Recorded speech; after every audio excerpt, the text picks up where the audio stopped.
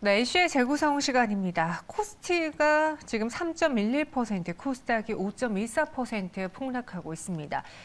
사실 오늘 코스닥이 장 처음에 시작할 때는 2, 3%의 하락을 보여주는 것 같았는데 더 쭉 밀릴 거라고는 예상을 못했습니다. 아마 2시 반대 매매가 또 물량이 지수를 끌어내리지 않았을까 짐작만 하고 있는 상황인데 오늘 또 유독 2차선 지수들의 급락이 많이 나오고 있거든요. 왜 그런지 좀 알아보겠습니다. 교보증권 스마트영업부 사연관 차장 함께하겠습니다. 안녕하십니까? 네, 안녕하세요. 네. 네. 지금 연중 최저치까지 추락을 했어요. 맞아요. 사실 이전 저점에서 좀 올라가려는 듯 하다가 전저점을 이탈하면서 지금 다시 차트상 줄을 그어도 계속 이탈 중이다라는 시청자분의 의견이 눈에 띄었거든요. 어떻습니까? 오늘 장의 하락에 대해서 사연관 차장님은 무언가에 눈에 띄는 점 발견하셨어요? 글쎄요. 일단은 뭐 예상은 했었던 건데 너무 하루 만에 강하게 이제 썰물 밀려오듯이 오다 보니까 충격이 더 큰 것 같아요. 제가 이제 항상 말씀드렸던 120월선 지점을 장중에 깨는 모습들이 나오고 있어요. 결국에 이게 9월 중에 마감할 때는 그래도 120월선에서 크게 벗어나면 안 될 것 같아요. 항상 말씀드리는 2240, 한 710 조금 언더 부근인데 거기까지는 조금 기술적인 반등이 됐건 무엇이 됐건 반등을 해줘야 되는 그런 분위기고요. 아까 말씀해 주셨던 대로 오늘 수급이 그렇게 막 이렇게까지 밀릴 수급은 솔직히 아니었어요. 개인들 이제 조금 반대 매매나 이런 것들 나오기 시작하면서 1,200억 코스피에서 매도가 넘어가고 있는 그런 상황이고요. 아침만 하더라도 지수 많이 밀릴 때 이 정도까지 많이 팔지 않았고요. 지수에 영향을 미칠 만한 매도 물량 없었어요. 그래서 좀 투매라고 개인들 전체의 투매로 보기보다는 일부 이제 정말로 견디지 못할 그런 심리적인 압박을 받는 개인들이 매도할 때 이 기관 쪽에서 위로 올려서 살 필요가 지금은 없잖아요. 떨어지는 구간이다 보니까 밑에다 걸어놨던 물량들이 있는데 거기에 거래량 자체가 죽어있는 시장이다 보니까 개인들 가지고 있었던 물량 빼려면 밑으로 시장가로 밀어야 된다는 거예요. 그렇다 보니까 일단은 거래량이 감소하고 거래 대금이 없는 상태에서 지수가 밀렸다라고 보시면 될 것 같고요. 오늘 투신 연기금 사모펀드 쪽 매도 나오고 있는데 금융투자에서는 4,200억을 받아가고 있어요. 이렇다고 하면은 일단 단기적인 변동성은 또 상방으로도 생길 여지는 있다라고 좀 생각이 되고요. 외국인들도 철강, 금속이라던가 전기전자 정도 매도하고 있고요. 금융업 쪽에서도 좀 한 700억 가량 매도 나오고 있죠. 그거 외에서는 오히려 매수가 들어오고 있어요. 그런데 이런 매수들이 예전처럼 위로 올려서 하는 매수들이 아니라 어차피 지수 떨어지고 개인들 던질 거기 때문에 밑에 걸어놨던 게 체결되면서 지수가 떨어지면서 매수가 들어오고 있다는 거죠. 그래서 일단 저는 뭐 120월선 항상 좀 중요하게 생각하는데 이런 것들이 금융위기라던가 IMF 사태 이런 것들이 왔을 때만 훼손이 되는 그런 지점이에요. 그렇기 때문에 지금 여기에서 추가적으로 만약 훼손이 나오면서 월중으로 마감할 때 이 지점을 못 지킨다라고 하면은 상당히 더 큰 하락이 기다리고 있을 수도 있기 때문에 이 지점이 무너지면 주식 비중을 저는 최대한 줄이겠다라고 지난주 금요일에도 좀 말씀을 좀 드렸던 것 같습니다. 네. 아니, 이전 하락과 좀 다른 게 이전에는 하락할 때 무언가 그 안에서 혼자 빛을 발하거나 그 안에서 혼자 수급을 빨아들이던 테마, 업종이 있었습니다. 그것들을 우리가 모아서 태조 이방원이라고 이야기를 했었는데 오늘 시장에서는 상승하는 종목은 정말 개별적으로 몇 개의 종목들, 보유 이슈만 갖고 있는 종목들이지 테마를 형성하지도 업종을 형성하지도 못하고 있는 상황이거든요. 이렇게 되면 지금 우리 시장 안에선 대안주라던가 주도주라는 게 아예 사라져버린 거 아닙니까? 어떻게 보십니까? 사라졌다고 보기는 조금 힘든데 일단은 지금 같은 시장 상황에서 테마를 형성할 수 있는 수급 자체가 아까도 말씀드렸던 것처럼 위로 예전에는 끌어올려서 샀어요. 외국인하고 기관이요. 그런데 지수가 이렇게 지지 테스트 구간까지 돌입을 하다 보니까 여기에서는 마음 놓고 공격적으로 사겠다. 그런 의지는 안 보이는 것 같아요. 일단은 지수의 지지를 확인하고 나서 다시 한번 테마가 형성되면 그때 우르르 사는 모습들이 나올 수는 있는데 지금처럼 장중에 무너지는 모습들이 나온다라고 하면은 이런 쪽들에서도 강하게 매수세를 이쪽으로 뿜어내기는 조금 힘들지 않을까 싶습니다. 그 안에서 오늘 또 2차선 지주들이 유독 또 많이 밀리고 있거든요. 사실 최근에 주도주는 아니었어요. 최근에 나름 시장에서 덜 빠지기도 했고 대장주보다는 후속주, 2차주들이 더 많이 올랐던 그런 2차 전지 주였는데 네. 오늘은 너나 할 것 없이 그냥 그 업종 자체가 밀리고 있는 모양새예요. 네. 하락에 대해서는 어떻게 보시는지요?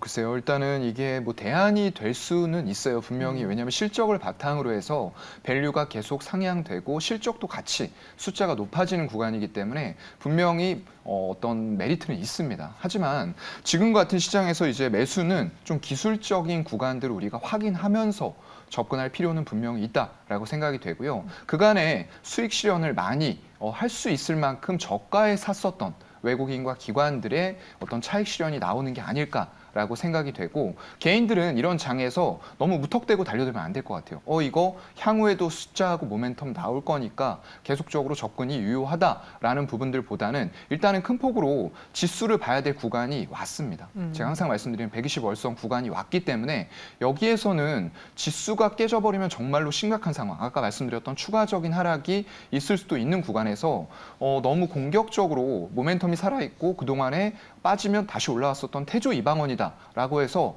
별 다를 게 없어지는 이런 하락이 나올 수가 있다는 거죠. 그래서 일단은 뭐 계속 말씀드리는 게 오늘은 이제 2차 전지 테마를 말씀을 드리고 있지만 네. 지수라던가 시장을 많이 말씀드릴 수밖에 없는 게 그간에는 이런 부분들 신경 안 쓰고 올라갈 수 있는 개별적인 종목들을 잡아서 매매할 수 있는 시장이었어요. 그런데 지금은 그 지점이 침해를 당하고 있고 여기에서 하방으로 더 밀릴 가능성이 있는지 없는지를 판단해야 되는 시점이기 때문에 그런 개별적인 모멘텀이라던가 이런 것들을 보고 공격적인 매수는 지금은 하지 말아야 된다라는 말씀을 저는 좀 드리고 싶습니다. 최근에 그 2차 전지도요. 미국의 인플레 감축법의 수혜주였잖아요. 맞아요. 그렇게 네. 해서 가장 많이 저점 대비 올라왔던 것 중에 하나가 LG 에너지 솔루션이었습니다.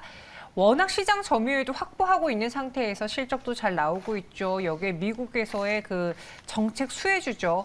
그런 거로 인해서 다시 보자 LG엔솔라고서는 최근에 또 매수하신 분들이 많았는데 네. 현재 시점에서는 우리가 믿고 봐도 괜찮은지 일단 실적과 그리고 투자자들의 대응 전략, 투심 한번 다 같이 이야기해 볼까요? 일단은 고점 대비해서는 조금 밀리는 모습이 나오고 있죠. 네. 51만 원 부근까지 갔다가 일단은 연속적으로 좀 하락하는 음봉들이 크게 출현을 하고 있어요. 중간에 이제 외국인들이 매도를 하는 모습들이 이렇게 한 번씩 나오고 있는데다가 기관 쪽에서는 주로 투신을 중심으로 해서 사모펀드와 함께 금융투자가 삼끌이 매도를 또 하고 있었어요. 그나마 연기금은 이제 패시브 자금 성격으로 해서 외국인과 같이 매수를 단행하던 주체였는데 이런 흐름들이 일단 일시적으로 깨지는 이런 한 번씩의 흐름들이 나오면서 대량 매도가 나올 때는 이 주가가 힘을 쓰지 못하는 거죠. 5%대까지 이런 큰 폭의 하락들이 나오는 시장 환경이 그럴 수밖에 없는 환경이다 보니까 그래요. 그래서 오늘 같은 경우에도 한 3% 빠지고 있는데 일단 외국인들은 다시 매수로 돌아선 것으로 가추정에서는 확인이 되고 있어요. 연기금과 외국인들이 오늘도 매수를 하고 있죠. 그리고 투신과 사모펀드는 아마도 오늘 소폭의 매도를 하고 있을 것으로 추정이 돼요.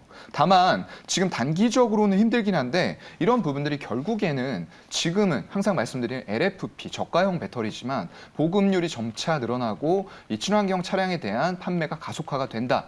라고 했을 때는 하이니켈, NCM 계열의 이런 업체들이 결국에는 또 이득을 볼 수밖에 없는 그런 구조로 가고 있다라고 생각이 좀 되고요. 일단 뭐 3분기 매출액이 한 65% 전년 동기 대비해서 증가, 영업이익도 4,600억대로 전년 동기 대비해서 흑자 전환을 할 것으로 증권사 컨센서스는 집계를 좀 하고 있는 것 같아요. 일단 3분기까지는 판가 인상 잘 해나가고 있습니다. 원자재가가 인상되지만 그만큼 배터리의 수요가 많기 때문에 판가를 고객사 쪽으로 인상을 할 수가 있다라는 강점을 가지고 있는 것 같고요. 또 테슬라 쪽이 상하이 공장의 생산량을 월 8만 8천 대 수준까지 증액을 또 했어요. 이런 부분들이 결국에는 원통형 전지 쪽에서 호실적으로 반영이 될 것이다라는 부분들도 있을 것 같고요.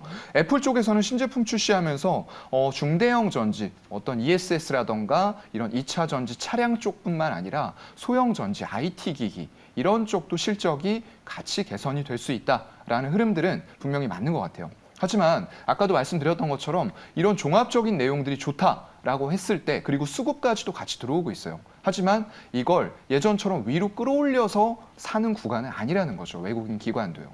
그렇다 보니까 개인들은 못 견뎌서 결국 던지는 물량들이 시장가로 매도할 때 밑에 걸어놓은 채로 체결이 되기 때문에 사더라도 시세가 예전처럼 팍팍 올라가 주지를 못하는 거예요. 그렇기 때문에 여러분들도 이거 많이 빠졌으니까 이 내용 좋으니까 위로 끌어올려서 사야지 이렇게 생각하시고 시장가 매수를 하면 안 된다라는 말씀을 드리는 거고요. 기술적인 구간을 설정을 하셔서 지금처럼 뭐 61선, 121선 이제 얼마 안 남았거든요. 그렇기 때문에 한 42만 원대까지 좀 여유 있게 열어놓고 매수를 한다라는 생각으로 접근을 하신다고 하면은 중장기적으로는 분명히 좋은 결과가 있을 수밖에 없는 그런 종목이라고 보고 있습니다. 네. 아니, 오늘 제가 그래서 지금 2차 전지 관련 종목들의 최근 주가 흐름과 수급을 봤는데, 네. 최근 한 2주 동안은 최근 한 달 동안은 소재보다는 오히려 배터리 맞아요. 셀 업체들의 수급이라던가 차트가 훨씬 더 네. 좋아 보이는 상황이거든요. 네. 그런 이유가 있을까요? 아무래도 좀 이런 이유들도 있을 것 같고요. 이제 그 IRA법이라던가 이런 것들이 결국에는 중장기적으로는 중국에 대한 의존도를 낮추는 이런 부분들이에요. 그런데 거기에 들어가는 양극재라던가 망간 이런 소재 같은 쪽으로 접근을 하게 되면은 중국의 의존도를 단기간에 줄이는 게 거의 불가능합니다. 그런 상황이기 때문에 결국에는 차량이 점점 더 고급화되고 중대형 그리고 SUV 이런 차량들이 많이 팔릴 이런 전기차 시장에서 우리나라의 배터리 셀 업체들이 각광을 받고 그쪽으로 수급이 몰리는 건 당연하다라고 생각을 하고 있는 부분이고요. 다만 아까 말씀드렸던 대로 수급이 들어온다고 하더라도 지금은 끌어올려서 사야 될 필요가 없는 구간이라고 외국인들도 인식을 하기 때문에 비싸게 사주지는 않는다는 거죠. 그럼 우리도 그래, 이 배터리 셀 업체들의 매력은 있어 하지만 비싸게 살 필요는 없어 기다려보자. 그러면은 최근에 좀 많이 밀린 2차 전지 소재주들은 싸게 살 수 있는 기회일까로 연결될 수도 있잖아요. 맞아요. 2차 전지주 에코프로비엠과 LNF가 각각 오늘 10만 원 선, 20만 원 선이 붕괴가 됐습니다. 사실 예전에는 믿고 보는 2차 전지 소재, 맞아요. 양극재, 네. 코스닥 대장주였거든요. 이 두 종목의 급락에 대해서는 네. 어떻게 우리가 오늘 대응을 해야 될지 네. 죄송해요. 사연관 차장님은 네. 어떻게 생각하십니까? 글쎄요. 일단은 항상 또 벌써 지수부터 말씀을 드려야 되는 게 네. 지금도 회복이 안 된 상태에서 120월선이 계속 침범을 당하고 있어요. 이렇다고 하면 코스피 같은 경우에는 2150까지는 일단 단기적으로 월중에 흔들릴 수 있는 자리가 보이고요. 코스닥 같은 경우에는 조금 더 심각합니다. 기술주 위주로 포진을 해 있다 보니까 이게 마땅히 어떤 지지대를 찾기가 120월선이 깨져버리면 힘들어요. 지금 제가 막 보이는 건 좀 죄송스러운 말씀이지만 550? 막 이런 지점이 보이거든요. 상당히 좀 불안한 지수대로 진입을 했기 때문에 아무리 좋고 이런 업체에 대해서라도 너무 공격적인 매수는 자제하되 그렇다고 하더라도 이런 지수대가 깨진다고 하더라도 중장기적으로 우리가 필연적으로 갈 수밖에 없는 전기차 시장의 흐름을 본다라고 했을 때는 분명히 메리트가 생기고 다시 매수가 들어올 수 있는 구간은 있어요. 그런데 이런 쪽에서 우리가 먼저 움직일 필요가 있을까라는 부분으로 이제 생각을 해볼 수밖에 없고요. 지수가 깨지면서 수급도 깨진다라고 했을 때는 결국 외국인과 기관들이 소재에 대해서도 다시 순환매가 들어오면서 끌어올려주는 구간에서 우리는 확인을 하고 들어가는 게 조금은 더 안정적인 매수가 되지 않을까 좀 그렇게 보고 있습니다. 저희 시청자분 중에 한 분이 앞서 저희 시작할 때 그런 글을 올려주셨어요. 지금 무언가를 사고 싶으시대요. 네. 근데 당장은 못 사겠고 시장이 돌아서면은 반등이 좀 강하게 나올 걸 위주로 보고 있다가 사고 싶다라고 하셨거든요. 네. 그런 분들에게는 지금 당장 2차 전지주를 싸니까 사세요, 빠지니까 사세요라는 게 아니라 네. 반등 시 강하게 올라갈 수 있는 종목이니까 눈여겨보시다가 사세요라고 말할 수는 있을까요? 눈여겨보시다가 수급이 들어오면 외국인과 기관이 먼저 움직여주면 사야지 우리가 절대적으로 먼저 움직이면 안 돼요. 지금 같은 시장에서 특히나 이런 쪽들이 시세를 주도해 나가는 쪽들이기 때문에 개인이 먼저 산다라고 하면은 다른 개인들 사는 것처럼 똑같이 외국인 기관들 추가적으로 던지는 물량들을 받게 되는 꼴이 나온다는 거죠.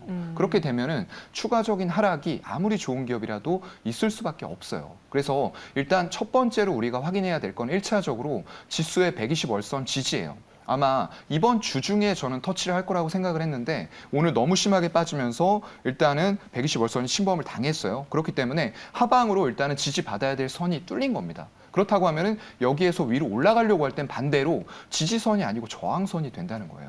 그 저항선에서 과연 외국인과 기관들이 강하게 매수하면서 이 저항을 뚫어서 다시 9월 말에는 120월선 위쪽으로 지수를 올려놓고 끝낼 것이냐 아니냐 그걸 먼저 첫 번째로 확인을 하셔야 되고요. 만약에 올려놓고 끝낸다라고 하면은 태조 이방원 이런 섹터들로 다시 수급이 들어오면서 시장을 끌어올리는 흐름들이 나타날 가능성이 있다 정도로 두 가지 포인트를 말씀을 좀 드릴 수 있을 것 같아요. 이거 수급을 체크하자고 하셨는데 네. 그럼 수급이라는 건 한 네. 연속성으로 며칠 이상 매수하는 걸 봐야 돼요? 네. 아니면 전 시장으로 뭐 선물, 현물 매수가 쭉 들어오는 그 추세를 봐야 되는 거예요? 아무래도 조금 더 이제 며칠간 뭐 첫 번째로 들어왔는데 강하게 들어오는 것도 좋지만 일단은 좀 연속성 있게 들어오면서 어느 정도 자이언트 스텝을 4연속 할 거다라는 부분들에 대해서도 시장이 웬만큼 반영을 했고 그 이후에는 인플레이션이 조금씩 떨어지면서 경기 침체 우려라던가 이런 것들도 지금 조금씩은 퇴색이 돼야 되는 분위기가 먼저 마련이 돼야 될 것 같아요.